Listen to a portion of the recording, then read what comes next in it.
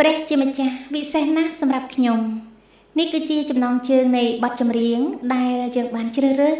សម្រាប់ជូនប្រិយមិត្តលើកទឹកចិត្តនៅក្នុងវេលានេះហើយយើងក៏មានអត្ថបទគម្ពីរដែរដែលជាទីលើកទឹកចិត្តដល់យើងទាំងអស់គ្នាគឺនៅក្នុងកម្មគម្ពីរទីម៉ូថេខ្សែទី2ចំពុក2ខ15ចូលប្រឹងធ្វើការឲ្យបានប្រសើរឡើងទាំងថ្វាយខ្លួនអ្នកចំពោះព្រះដ៏ពិតទុកជាមនុស្សដែលបានលបងលោជាប់ហើយក៏ជាអ្នកធ្វើការដែលមិនត្រូវអៀនខ្មាស់ឡើយ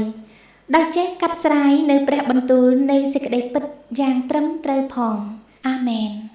ចាឥឡូវនេះសូមលោកអ្នកបងប្អូនរីករាយនឹងលើកទឹកចិត្តជាមួយនឹងបទចម្រៀងដែលច្រៀងដោយលោកស្រីសេតសមន្ថាសមាលីតាមរយៈបទព្រះជាម្ចាស់វិសេសណាស់សម្រាប់ខ្ញុំដូចតទៅ